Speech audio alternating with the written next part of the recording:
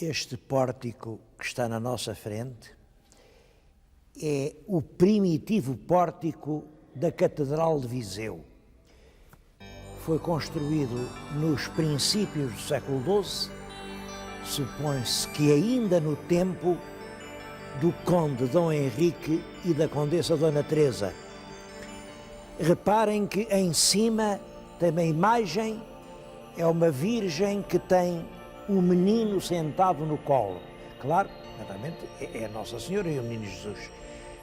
Mas também podemos dizer que simbolicamente aquela é a Condessa Dona Teresa com o menino que se veio a chamar Afonso Henriques e que foi o primeiro rei de Portugal.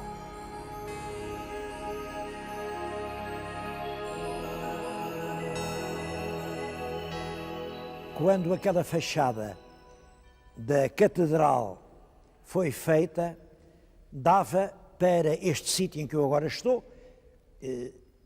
Hoje é um claustro, mas quando aquilo foi feito era um paço, um palácio, o próprio palácio onde habitava o conde Dom Henrique e a mulher, a condessa Dona Teresa.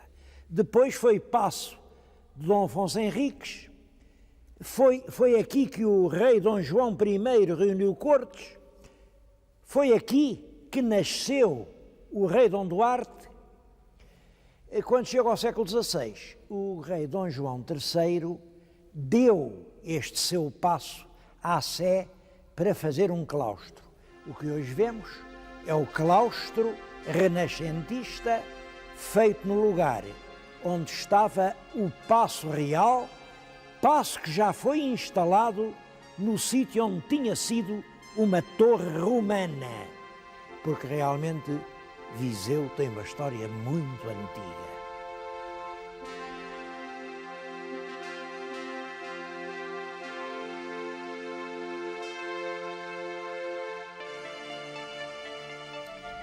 Este território onde hoje está a cidade de Viseu estava realmente com todas as condições para vir a ser uma cidade importante. Não longe aqui da cidade passam 4 rios: o Voga, o Dão, o Sátão e o Pavia. Como sabem, os rios foram desde sempre as estradas percorridas pelos homens nas suas grandes deslocações. Mas, nesse caso, estes rios representam outra coisa, uma força motriz extremamente importante. No século passado, o Pinho Leal andou a contar as azanhas que moíam trigo nesses 4 rios e, é claro, nas ribeiras que a eles afluem. Contou cerca de 400 engenhos de moer. Segundo a estimativa, feita em 1887, creio eu, moíam cerca de 4 milhões de quilos de milho. É claro que tudo isto representava condições excepcionais de desenvolvimento. Mas mais, todo este aro era rico em minérios. No século passado ainda estavam em funcionamento minas de estanho. Eram numerosas as minas de chumbo. E, como sabem, os romanos eram grandes metalurgistas. Onde quer que houvesse uma riqueza mineira, lá estavam eles. É isso que explica que os romanos tenham instalado aqui. Eu não sei, infelizmente, nem eu sei, nem se sabe qual era o nome da cidade romana onde hoje está Viseu, mas era uma cidade importante, visto que existem ainda 7 vias romanas. Isto era uma encruzilhada, nem mais nem menos que 7 estradas partem daqui em 7 direções. E foi exatamente nesse centro que aparece a povoação onde os romanos fizeram uma importante instalação militar. Curioso que eles aí não foram para o alto no monte. Fabricaram um acampamento artificial, é isso que se chama a Cava do Viriato.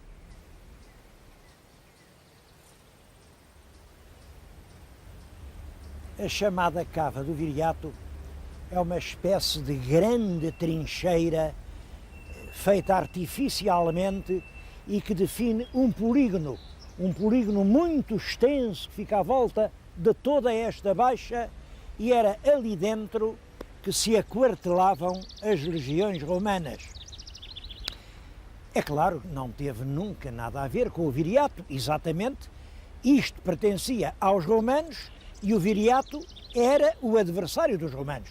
Como sabem, Viriato é o grande caudilho que conseguiu reunir as tribos da Lusitânia e, durante alguns anos, opor resistência ao avanço das tropas romanas.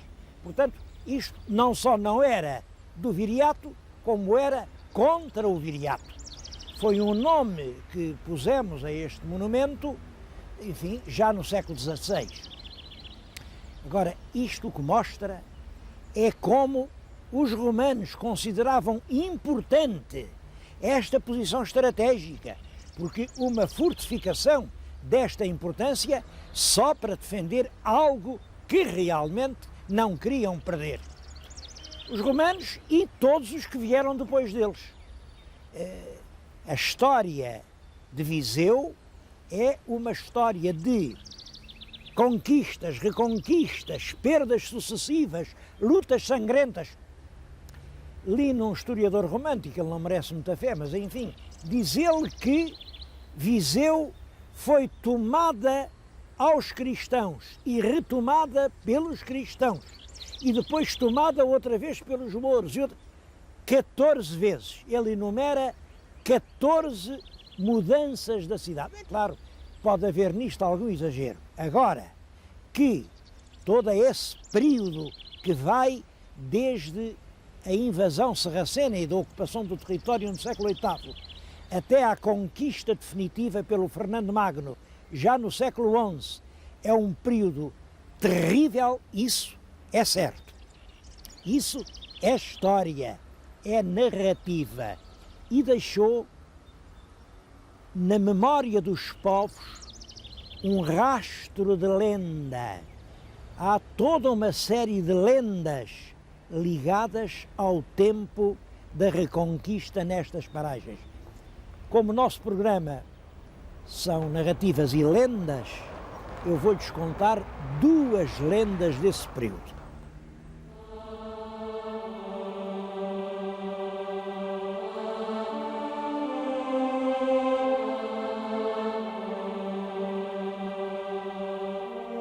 A primeira dessas lendas é a lenda do rei Rodrigo. Bom, os meus telespectadores sabem, isto não é lenda, é verdade, que no ano de 711, uma grande invasão vinda do norte da África atravessou o Estreito de Gibraltar, inicia a invasão da península e aí o rei dos visigodos, o rei Rodrigo, o último rei dos visigodos, à frente de todas as forças que pôde reunir, foi dar-lhes batalha. Trava-se a grande e decisiva Batalha de Guadalete, onde as tropas do rei Rodrigo foram completamente destruídas. E do rei Rodrigo ninguém mais soube notícia. Isto é o que a história diz, porque a lenda conta de outra maneira.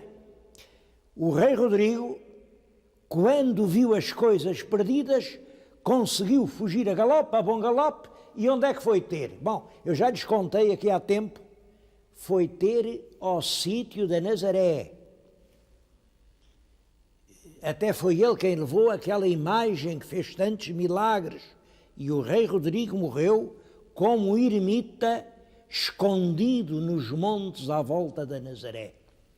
Mas outra lenda é que não, ele não fugiu para Nazaré, veio para aqui, o que estão a ver é nem mais nem menos que um sepulcro que diz que aqui jaz, se por acaso a fama é verdadeira, o último rei dos godos, porque o rei Rodrigo cavalgou até Viseu, meteu-se aqui numa cova e aqui viveu como santo anacoreta até que a morte o levou. Estamos nem mais nem menos que junto de uma pedra sepulcral que marca o sítio onde morreu o último rei dos godos. O que é que há de comum entre Viseu e a Nazaré para haver duas lendas tão semelhantes? Há isto, é que quer na Nazaré, quer em Viseu, havia igrejas visigóticas. Estou justamente a falar-lhes na igreja de São Miguel, que é uma reconstrução relativamente moderna, de uma igreja antiquíssima, que se diz que foi a primeira sede de Viseu.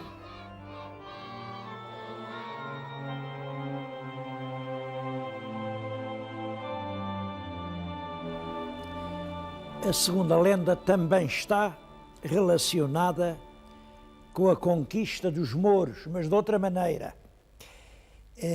Aqui o brasão da cidade de Viseu é um castelo.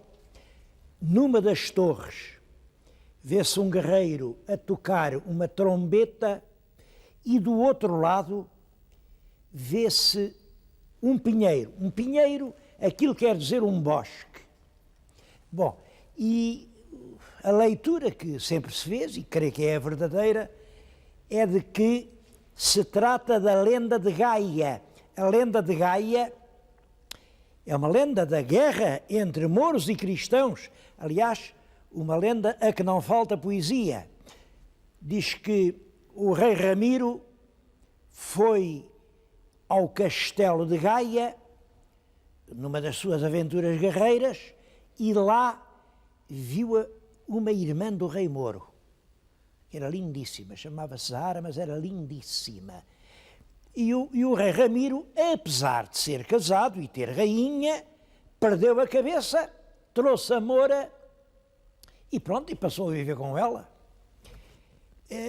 O rei Mouro é que não gostou. Não gostou. E o que fez? Foi ao palácio do rei Ramiro, roubou-lhe a mulher e levou-a para o castelo dele. E passou o rei Mouro, que se chamava Alboazar. O Alboazar passou a viver com a rainha cristã, enquanto o rei cristão, o rei Ramiro, vivia com a princesa Moura. Vejam se isto estava certo. Claro que o rei Ramiro achou que não estava. E resolveu ir lá para trazer a mulher a bem ou a mal. Ele conseguiu, através lá de um grande artifício, entrar no castelo, mas quando a mulher o conheceu, a mulher que entretanto já, enfim, gostava era do Alboazar, fechou-o num quarto muito bem trancado, e quando chegou o rei Mouro, ela disse: olha, sabes quem está aí à tua espera? Está aí o rei Ramiro, o meu marido. Naturalmente, o rei Mouro disse: sim, pois então vou-lhe fazer exatamente o que ele me fazia a mim se me apanhasse, vou matá-lo. Mas o rei Ramiro, que era muito esperto, disse-lhe: homem, ao menos deixa-me escolher a forma da morte. É justo. E o outro disse: está bem, realmente escolhe lá a forma da morte. Então, olha, eu quero morrer assim. Primeiro mandas assar um galo bem assado, porque eu estou cheio de fome, e deixas-me comer à minha vontade. Depois eu subo ali àquela torre, com esta trombeta, e tu obrigas-me a tocar até sumir o último fôlego, e eu morro arrebentado de tocar com tanta força a trombeta. O rei Mouro disse: bom, isso é um bocado esquisito, mas está bem, queres morrer assim? Morre lá como... Mandou-lhe servir um capão com batatas douradas. O rei Ramiro comeu, bebeu, E depois subiu à torre, claro que tocou a trombeta, vocês já estão a ver que era, estava tudo combinado, porque os guerreiros dele estavam escondidos num bosque, assaltaram o castelo, mataram o rei Moro, ali cortaram-lhe a cabeça, e o rei Ramiro pôde voltar, vinha num barco com a sua mulher. Mas diz que a mulher que trazia a cabeça sobre o regaço do rei Ramiro, e a essa altura o rei sentiu que ela estava a verter lágrimas comovidas. E aí disse-lhe: mulher, mas porquê é que tu estás a chorar? Que lágrimas são essas? E ela disse-lhe: estou a chorar por aquele bom homem que tu mataste e que era melhor homem do que tu.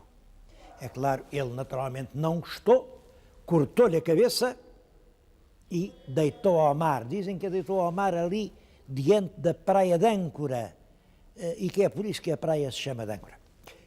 Reparem como é uma lenda de uma região de fronteira, uma lenda onde há o golpe, o contragolpe, onde há tudo isto, onde no fundo, apesar da guerra e da violência, há amor, e terror, tudo se mistura na fronteira.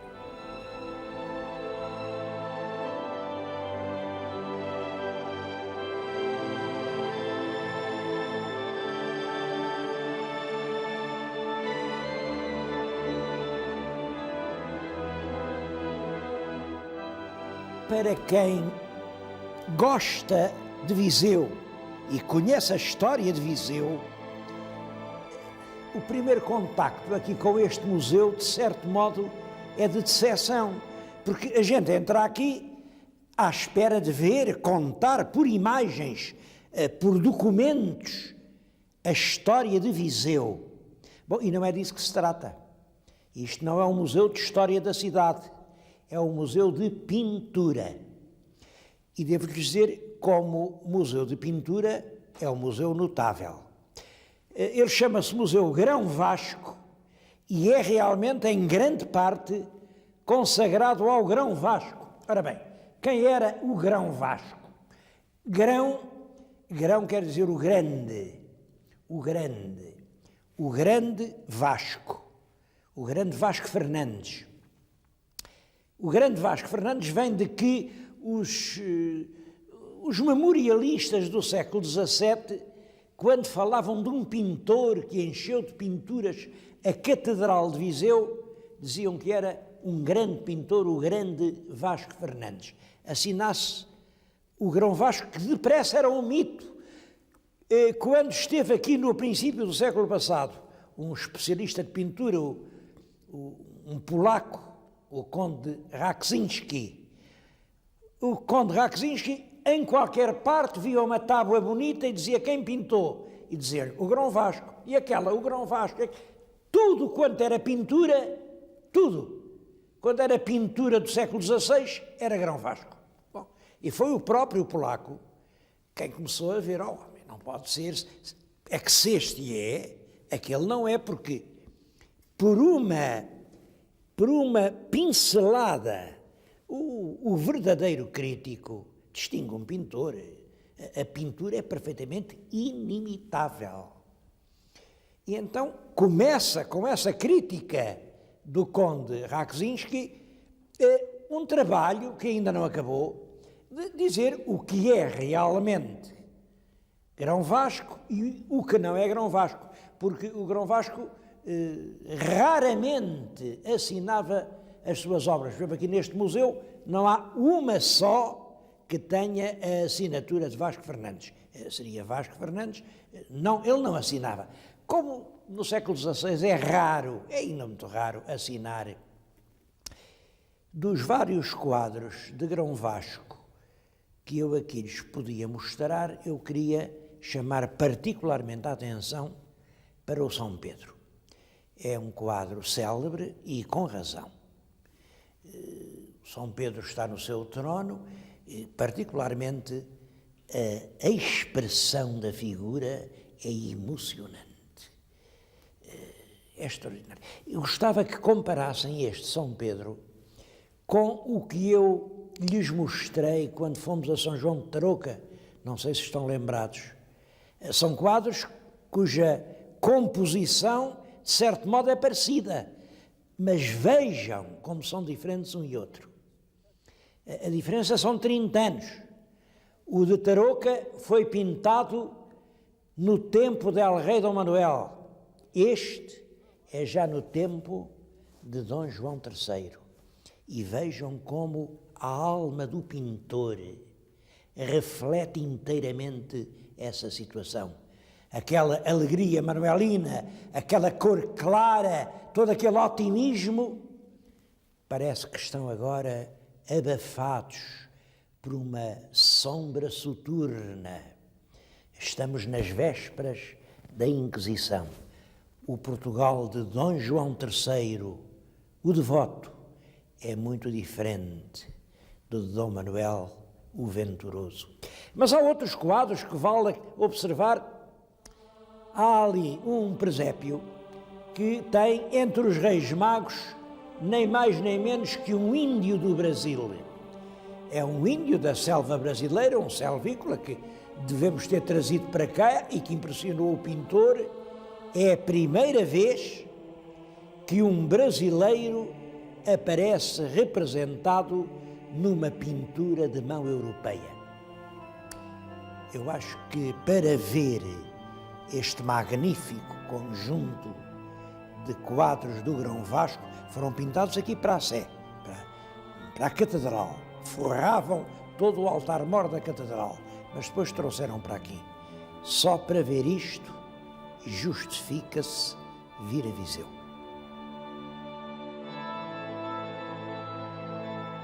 Além da pintura quinhentista, o Museu Grão Vasco tem uma excelente coleção de pintura contemporânea. Tem, por exemplo, alguns belos quadros do Columbano. E eu queria que os meus telespectadores comparassem o quadro que acabei de lhes mostrar, o São Pedro, que é um quadro pintado no tempo de Camões.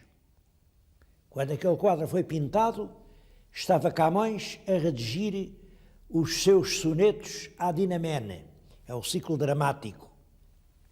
Com este quadro que está agora na nossa frente e que representa o próprio Camões como Columbano o via.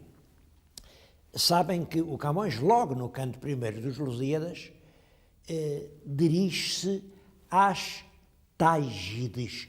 Tágides são as musas do Tejo. Bom, musas é um palavrão mitológico, quer dizer, são as lindas raparigas de Lisboa que lhe inspiravam os seus versos. E ele aí dirige-se e diz: e vós, Tágides minhas, pois criado tendes em mim um novo engenho ardente. É isso que o quadro de Columbano pretende representar.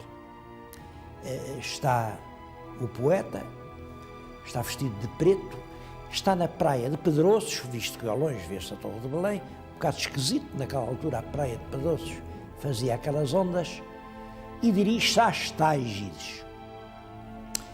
Bem, para mim, o que aquele quadro tem de terrivelmente cruel é como um pintor português do fim do século XIX pensava que eram as mulheres que inspiraram Camões. Bom, é para pensar em tudo isso que vale a pena vir a um museu de pintura. Um museu de pintura não mostra as coisas como foram, mostra as coisas como os homens sonharam que elas foram. E estudar os sonhos dos homens sobre as coisas, isso é que é entender a história.